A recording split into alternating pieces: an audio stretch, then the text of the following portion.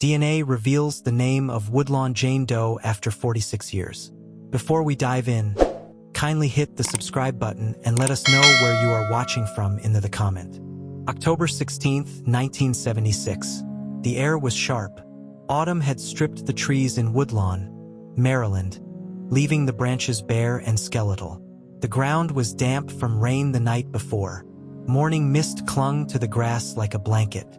At the edge of a quiet field, near a small church, two boys were walking. They weren't looking for trouble, just kids killing time.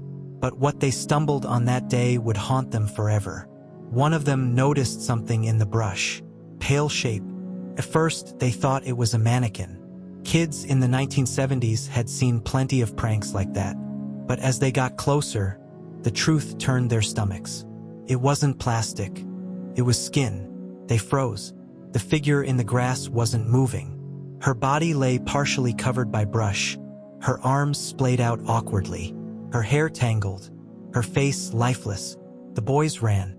Their screams tore through the quiet streets until they found someone to call the police. Minutes later, Baltimore County officers arrived. The scene was chilling. A young woman, white, between 16 and 20 years old. She had no identification, no purse, no wallet, nothing. She wasn't even wearing shoes. Her clothes were modest but wrinkled, torn in places. The officers scanned the field. There were no tire tracks, no footprints, no obvious signs of a struggle. Whoever left her here had been careful. The first question came fast. Who was she? The second was darker. Who killed her? Detectives moved in. They took photographs. They measured the distance from her body to the road. They dusted for prints. But this was 1976. Technology was primitive. DNA testing didn't exist. They could only gather what the eye could see. The young woman's face told part of the story. She had been beaten. There were marks on her neck, signs of strangulation. The medical examiner later confirmed it. She had been murdered. And yet, she didn't fit any missing persons report in the county. The police were stunned. A dead girl in a field. And no one knew her name. Word spread quickly. The press called her Woodlawn Jane Doe, named after the churchyard where she was found. Articles described her as pretty, with long dark hair, brown eyes, and delicate features. The papers pleaded for help. Someone must know her. Someone must be missing her. But no one came forward. Detectives canvassed neighborhoods showing sketches. They visited nearby schools. They checked runaway reports. They even compared her to missing women from other states. Nothing matched. It was as if she had appeared out of thin air. The field itself became a grim landmark. Locals drove past, whispering about the mystery girl. Parents warned their daughters not to walk alone. Fear spread. If this could happen here in quiet Woodlawn, it could happen anywhere. One detective, years later, would recall standing over her body and feeling a weight he couldn't shake. He thought of his own daughter. He thought of the fact that this girl, whoever she was someone's child. But for now, she had no name, no story, no justice. The autopsy revealed more details. She had died from strangulation. There were bruises consistent with a violent struggle. Her body suggested she had been alive only hours before being dumped. There was no sign of sexual assault, but she had fought hard. She also had dental work, fillings, crowns that were advanced for the time. This meant she came from a family that cared for her. A family with money. Somewhere out there, someone was missing their daughter. But why hadn't they come forward? Detectives pushed harder. They sent her fingerprints to the FBI. Nothing. They checked her dental records against state files. No matches. They sent her photo sketches to television stations. Silence. The trail went cold almost immediately. In the meantime, her body had to be buried. She was laid to rest in a grave marked only as Jane Doe. A young life reduced to anonymity. The headstone carried no name, just the reminder that someone once lived, and now she was gone. Her case file thickened with notes, interviews, and unanswered questions. Detectives rotated in and out over the years. Each time, new eyes hoped for a breakthrough. Each time, hope faded. She became a ghost in the records. But she wasn't forgotten. Every detective who touched the case remembered her. They spoke of her soft features, her youth, the feeling that she was waiting for someone to find her. And every year, the field where she was found grew quieter. Weeds covered the ground. Trees thickened. Time erased the scene, but not the memory. The community, too, moved on. Other crimes stole the headlines. Other tragedies claimed attention. But in the back of police files, in the hearts of a few, Woodlawn Jane Doe remained. Who was she? Where did she come from? And who had stolen her life that cold October night? The first theories were grim. Some detectives believed she had been a runaway, a girl who left home, fell in with the wrong crowd, and paid the price.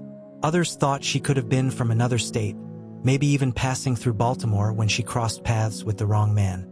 But none of it explained the silence. Why didn't anyone report her missing? The mystery deepened when officers realized the location of her body wasn't random.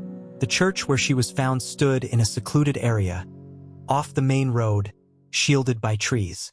It was the perfect dumping ground for someone who knew the area well. That meant her killer was likely local. Someone in Woodlawn. Someone who drove past the same streets every day. Someone who might still be there. The thought was chilling. Weeks passed, then months. The case grew colder. The newspapers stopped writing about her. Tips dried up. The detectives who had worked long nights, chasing leads, slowly had to let go. But not entirely. Some kept her picture in their desk. Others talked about her at home. She became a quiet obsession for a handful of men and women who couldn't stand the thought that a girl could die nameless. And still, the years dragged on. By the mid-1980s, her story was little more than a paragraph in dusty files. By the 1990s, she was nearly forgotten outside the department. And yet, her body, her face, her mystery remained unsolved. For more than 4 decades, she lay in that grave, waiting. No one knew then that science would one day give her a voice. In 1976, the word DNA meant nothing to detectives. The thought that a single hair, a single drop of blood, could identify someone was science fiction. But time has a way of catching up. And while her name lay buried under stone and silence, the future carried something powerful. A technology that would one day reopen her case. A technology that would whisper her name after 46 years. Her story at this point was unfinished. She was only Jane Doe. But the field where she was found, the cold case files, the forgotten notes, they were not the end. This was only the beginning. Because even though her killer had taken her life, he had not erased her completely. The truth was still there, waiting. And when it finally came, it would shock everyone. The year was 1977. Woodlawn Jane Doe had been in her grave for months.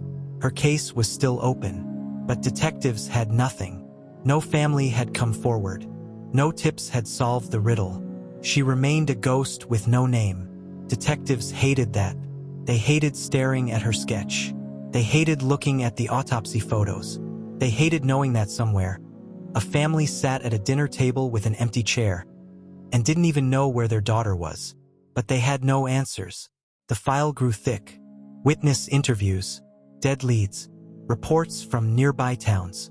One man swore he'd seen her walking near Route 40. Another thought she matched a girl who'd hung out at a diner. But every tip fizzled out. Every face they compared her to turned out to be someone else. Her fingerprints? Still no match. Her dental records? No match. Her description? Too generic. A white teenage girl with long brown hair. America had millions of them. Detectives hit wall after wall. And yet, they couldn't let her go. At night, some officers confessed they dreamed of her. She appeared in the same position they found her. The lifeless stare, the bruises around her neck. She seemed to beg them, "Find me, name me, don't leave me here forever." But in the late 70s, the tools simply didn't exist. Baltimore County tried everything. They worked with the FBI's Missing Persons Unit. They compared her case to runaways in New York, Pennsylvania, even Ohio. Nothing. Her case even made it into the FBI's Unsolved Bulletin, a nationwide request for information. But still silence. No one called. No family searched. It was as if she had never existed. The years passed. By 1980, her case had grown cold. Other murders came in. Other bodies. Other killers. Detectives moved on. But they never forgot. Some retired with her still in their minds. Others passed the file to younger detectives. Each new detective said the same thing: "We'll figure it out." And each failed. In 1983, investigators exhumed her body for a closer look. They hoped time would reveal something new. They studied her dental work again. They examined her remains, looking for clues.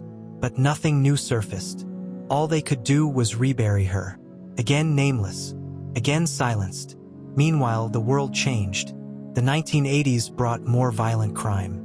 Serial killers stalked America. Bundy, Gacy, the Night Stalker. Investigators briefly wondered if Jane Doe could be connected. Maybe she had crossed paths with a traveling predator. But again, no proof. Her case remained a cold shadow. By the 1990s, DNA testing was emerging. It was still crude, but powerful. Detectives across the country began cracking cases that had once seemed impossible. In Baltimore, whispers started. Could DNA help Jane Doe? There was a problem. Her killer had been careful. No semen. No blood from the attacker. No clothing fibers. Nothing that could tie someone to her. She was a body with no name and no trail. Detectives grew desperate. They commissioned new sketches. A forensic artist created updated portraits of what she might have looked like alive. They distributed them to schools, malls, and churches.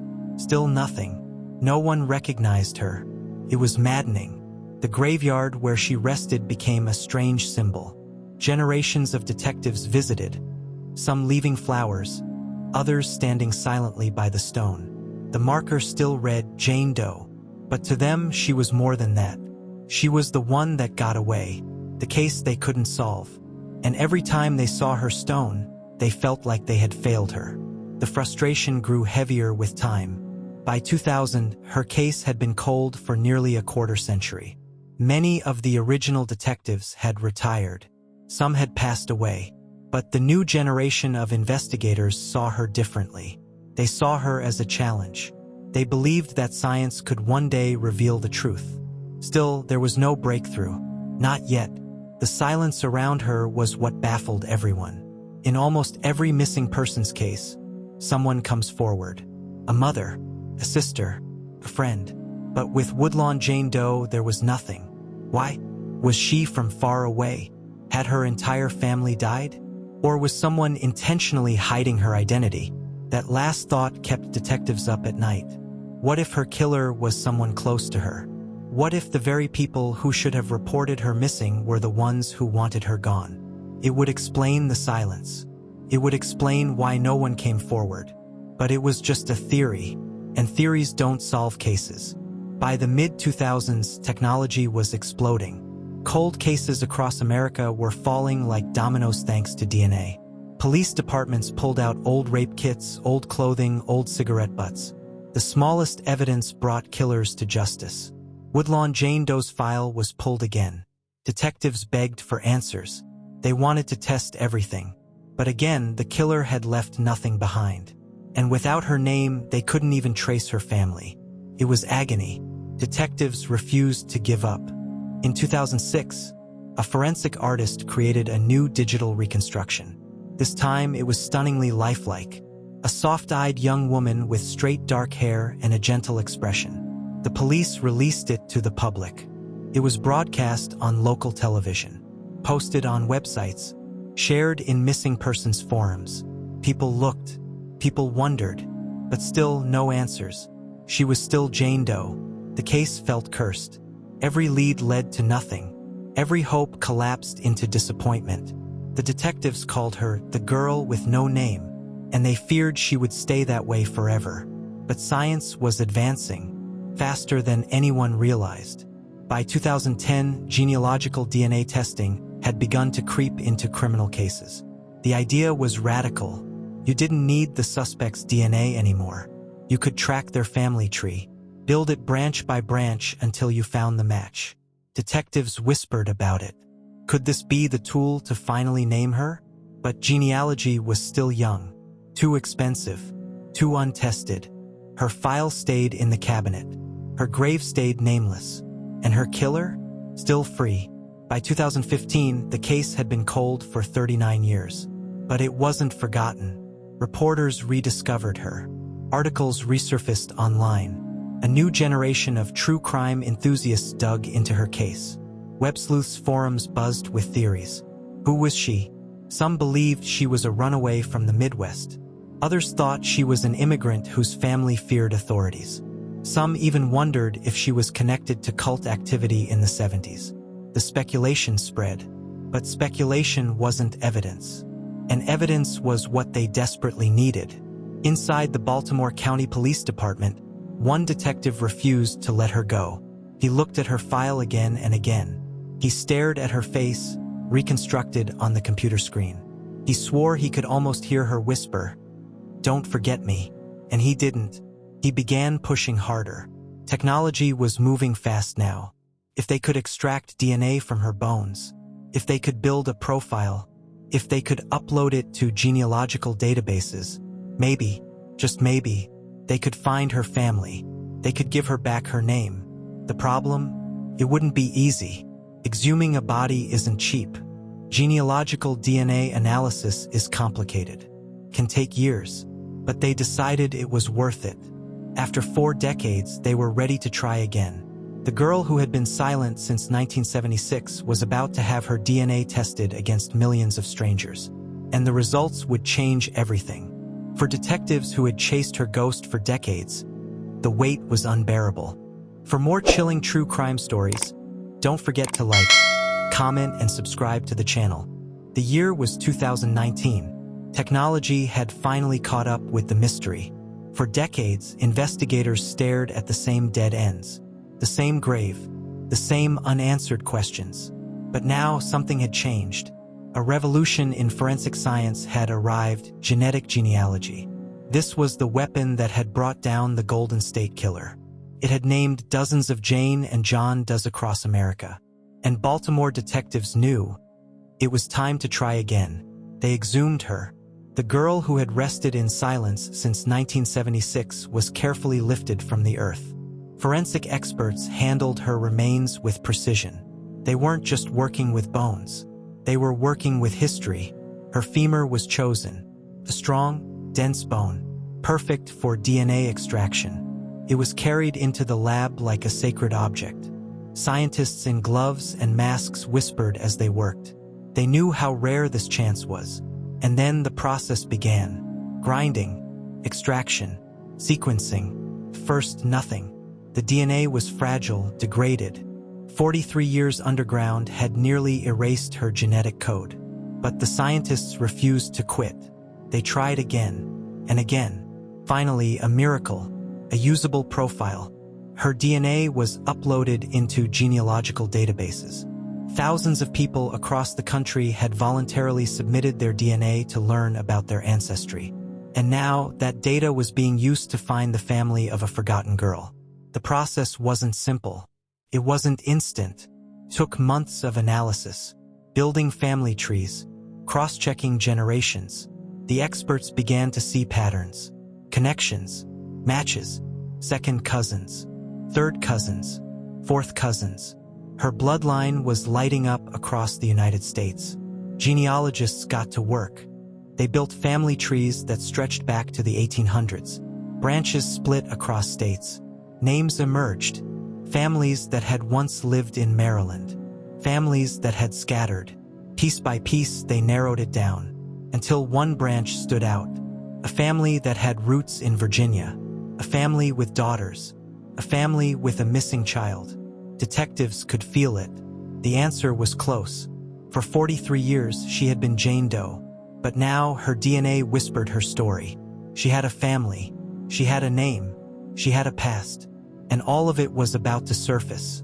The genealogists found a relative willing to provide DNA. A living family member. The match was undeniable. Woodlawn Jane Doe wasn't a stranger anymore.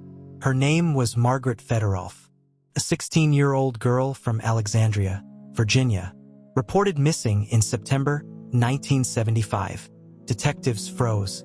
After decades of silence, the missing piece had finally fallen into place. Margaret. She wasn't just a sketch anymore. She wasn't just a faceless victim. She was a daughter, a sister, a teenager who had once laughed, cried, dreamed. The news hit hard. Some investigators cried. Some smiled through tears. Others simply sat in silence, stunned. The girl they had chased for nearly half a century had a name, but the revelation raised new questions. How had Margaret ended up in Baltimore? Why had no one connected her missing person report to the unidentified body found a year later? And most haunting of all, who had killed her? The answers weren't simple. Her family had reported her missing. They had searched. They had hoped. But in the 1970s, communication between jurisdictions was clumsy. Margaret's report sat in Virginia. Her body lay in Maryland. No one had ever connected the two, until DNA did it. When detectives called Margaret's family, the conversation was heavy with emotion. 46 years had passed. Her parents were gone. Her siblings were older now, with families of their own. They had wondered for decades, what happened to Margaret? Now they knew. She hadn't run away. She hadn't disappeared into some far-off place. She had been murdered brutally and left in a field just a few miles away. The truth was devastating, but it was also a kind of relief. At last, the waiting was over. Margaret's story began to take shape. She was a lively teenager, 16, a girl with dreams, a girl who loved music, friends, and adventure. Her family described her as kind, bright, spirited. She had vanished in September 1975. She left home one evening and never returned. Her family reported her missing immediately. They feared the worst, but police back then assumed she might have run away. After all, the 70s were full of runaways. Teens disappearing into big cities, chasing freedom. But Margaret wasn't one of them. She hadn't left by choice. Someone had taken her. The timeline was chilling. 1 year after her disappearance, her body was discovered in Baltimore County. Strangled, brutalized, left to rot in a wooded area. A full year her family had searched. A full year she had already been gone. It was cruel beyond measure. Now detectives had to face the hardest question of all. Who killed her? DNA had given her back her name, but it hadn't given them the killer. The trail was still ice cold. The evidence from 1976 was thin. They had no suspect DNA, no murder weapon, no witness. All they had was Margaret's story, and her story wasn't finished yet. Investigators reopened the case with fresh energy. They re-examined old evidence. They pulled every file, every report. They interviewed surviving witnesses. They even looked at known predators in the area during the mid-70s. Names surfaced. Men who preyed on young girls, truck drivers, local offenders, but none could be tied to Margaret. Her killer was still in the shadows. For Margaret's family, the truth was bittersweet. They finally knew where she was. They could finally visit her grave. But they still didn't know who stole her future. The wound remained raw. Detectives made a promise. This wasn't over. Margaret had waited 46 years for her name. She wouldn't wait another 46 for justice. They would keep digging. Because now they weren't chasing a Jane Doe. They were chasing a killer. The case was transformed. The story of Woodlawn Jane Doe was no longer just about tragedy. It was about breakthrough, about science giving a voice to the voiceless. But it was also about unfinished business. Margaret had been found, but her killer was still out there or had died without ever facing justice. Detectives felt the weight of that truth. Every step forward was haunted by the past. Every question raised more questions. But one thing was certain: Margaret Federolf would never be forgotten again. Her name was carved into history, and her story was only beginning to be told. In the halls of the police department, her picture was pinned to the board. Her eyes looked out, full of life, and next to her face, one word glared in red marker: justice. The search wasn't over. It was only beginning. The name was back: Margaret Federolf. For 46 years, she was a Jane Doe. For 46 years, her grave was marked by silence. Now she had an identity, a story, family, but the hardest question remained. Who killed her? Detectives knew this wouldn't be easy. This wasn't a fresh case. It was ancient. The evidence was decades old. Witnesses had died. Suspects had vanished. Records were missing. But Margaret's face stared back from the board. Her story demanded answers. The hunt had to begin. They started at the beginning. September 1975. Margaret, 16 years old, living in Alexandria, Virginia. A normal teenager. Friends, music, dreams, and then gone. She never came home. Her family reported her missing immediately. But in the 1970s, police assumed the worst of teens. They thought she ran away. No Amber Alerts back then. No instant communication between states. Her case was filed, forgotten, until her body surfaced 1 year later in Baltimore County. The crime scene haunted detectives.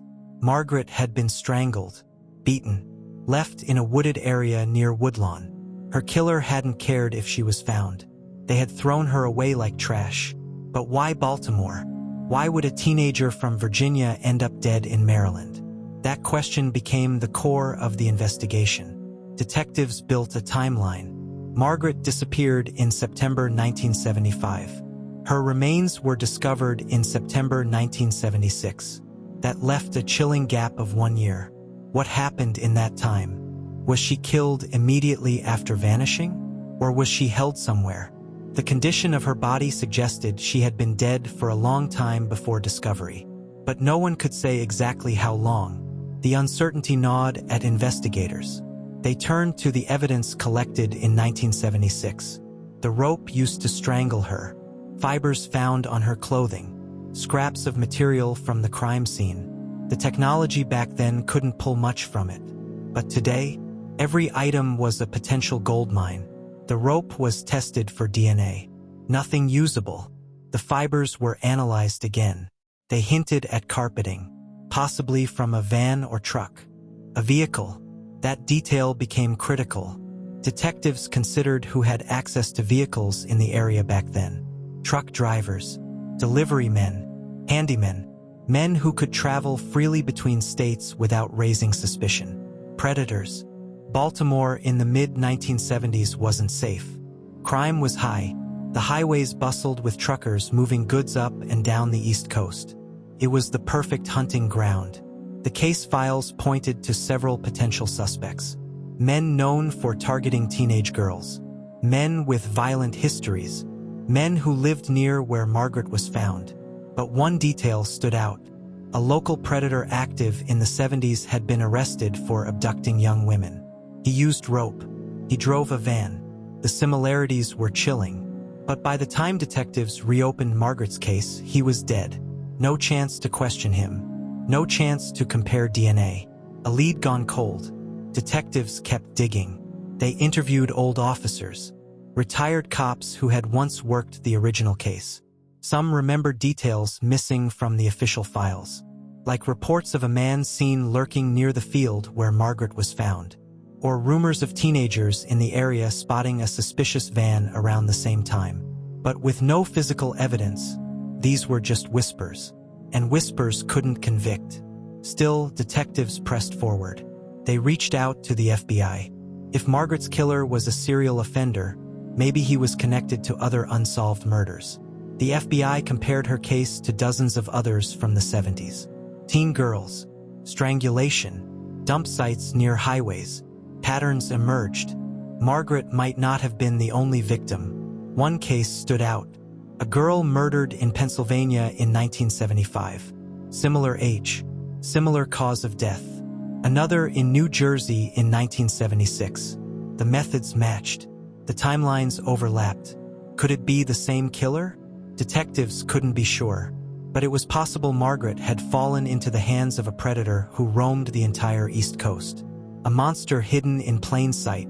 Margaret's family wanted answers. They had waited nearly half a century. Now they had her name back. But they wanted more. Justice. They wanted to see her killer unmasked. Even if he was long dead, They wanted the truth written into history. Detectives made a public appeal. They held a press conference. Margaret's picture was shown. Her name spoken aloud. "Someone out there knows what happened to this girl," the detective said. "Even after 46 years, someone remembers something." The media ran the story. The community responded. Tips began to trickle in. Some tips were dead ends, people claiming to know but with no evidence. Others were more promising. One caller remembered hearing about a man in the area who bragged about killing a girl back in the 70s. Another said they once saw a teenage girl matching Margaret's description near a truck stop shortly after she vanished. Were these memories real or warped by time? Detectives chased them anyway, because in cold cases, even the faintest clue could be the key. They also turned back to technology. Genealogical DNA had given Margaret her name. Could it give them her killer? If DNA from the crime scene had survived, it could be compared against genealogical databases. The problem? So far, no killer's DNA had been found on her remains. But detectives refused to give up. They sent every piece of evidence to new labs, hoping for a breakthrough. Even a single hair, tiny skin cell, anything could unlock the truth. The investigation began to shift. It was no longer just about solving. Margaret's name was back. Her story was alive again. But her killer? Still in the shadows. The hardest part of any cold case is the ending. Not every story closes with handcuffs. Not every family gets the justice they dream of. And yet, sometimes justice looks different. Sometimes justice is truth. And for Margaret's family, even truth would be a gift. Detectives knew the odds. 46 years had passed. If Margaret's killer was an adult in 1975, chances were high he was already dead. The grave may have claimed him before the law ever could. But even then, naming him, exposing him, telling the world would matter. It would mean he didn't win. The case became personal for the team. They had carried her photo for months. They had memorized her face. She wasn't a Jane Doe anymore. She was Margaret.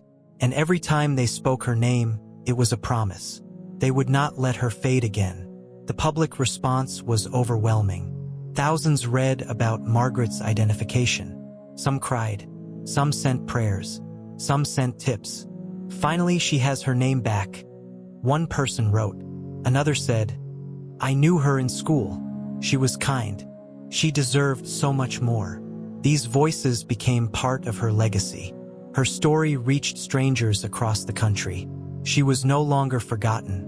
But the investigation pressed forward. Detectives sent old evidence to cutting-edge labs. Every item was tested again. The rope, the clothing, the fibers. They searched for DNA, the golden key. Some items were too degraded. Others yielded faint traces, but not enough for a match. Hope rose. Hope fell. The lab reports were both a lifeline and a heartbreak. Still, genealogical DNA had rewritten this case once before, and it could do it again. Detectives worked with genealogists to map out Margaret's family tree. If they could identify relatives, they could track connections. And maybe, just maybe, they could find the killer through family lines. It was a long shot, but it wasn't impossible.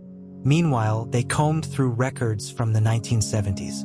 Men arrested for violent crimes. Men who drove vans and trucks. Men with histories of strangulation and abduction. Some names stood out. But without DNA, suspicion was not enough. Detectives needed proof. The frustrating truth of cold cases is this. Sometimes the answers live in silence. Witnesses die. Suspects die. Records vanish. Time erases fingerprints.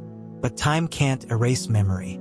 And detectives knew that somewhere, someone still remembered something. The public appeal grew louder. "Think back," detectives begged. "Were you in Baltimore in the 70s? Did you know a man with a van? Did you hear rumors about a missing girl?" Each question was a net cast into history, and slowly stories began to surface. A neighbor remembered a man who always lingered near schools. A woman recalled hitchhiking back then and being offered a ride by someone who made her uneasy. Another claimed to have heard about a man bragging after a night of drinking. None of these were hard evidence, but each added weight. picture was forming. Margaret's family watched from the sidelines. For decades, they had lived with silence. Now the silence was broken, but the pain remained raw. Her brother spoke publicly. "We lost her when she was 16, he said. "She was just a kid. We want to know who took her from us." His voice cracked. "She has her name now, but she deserves justice too." The word justice hung in the air. What did it mean in a case this old? Would justice be an arrest? A conviction? Or would justice simply be the truth written down, never to be erased? Detectives didn't know, but they promised to chase it anyway. Meanwhile, Margaret's grave changed. Her tombstone no longer read Jane Doe. It bore her name, Margaret Federolf. Family and strangers alike came to visit. They left flowers, notes, prayers. One card read, "You are not forgotten." For the first time in 46 years, her resting place carried peace. The case also changed something bigger. It showed what DNA could do. Genealogical DNA was controversial to some, but here it gave a girl her name back. It gave a family answers, proved that no case was too old, that science could reach into the past and pull out truth. And that mattered. Detectives knew other families were waiting. Other Jane Does, other John Does. They hoped Margaret's case would open doors, that more forgotten victims would rise from anonymity, that families would be reunited with answers, even after decades. Her story wasn't just hers anymore. It was a spark of hope. Still, Margaret's killer remained hidden, and until he was named, the story would always feel unfinished. Detectives faced that reality every day. Some nights they left the office heavy with frustration. Other nights they left with renewed fire, because cold cases aren't just puzzles. They are promises, and Margaret's case was a promise carved deep. One detective put it best. "Every day we work this case, we're speaking for her. She can't speak, but we can. And we will until we know who did this." The hunt continues. The files remain open. The DNA waits. The tips keep coming. And somewhere out there, in the shadows of the past, the truth still hides. Was Margaret's killer a drifter who vanished into the highways? Was he a neighbor who blended into the community? Was he a man who thought the world had forgotten? The answer is out there. It always has been. And detectives won't stop until it is found. Margaret Federolf. She is no longer Jane Doe. Her voice echoes now. Her name carries weight. And though her killer remains faceless, her story has power. Because the dead are never truly silent. Not when science, memory, and determination bring them back. Justice or silence. For now, silence still lingers. But justice waits. And one day, the truth will speak. For more chilling true crime stories, don't forget to like, comment, and subscribe to the channel.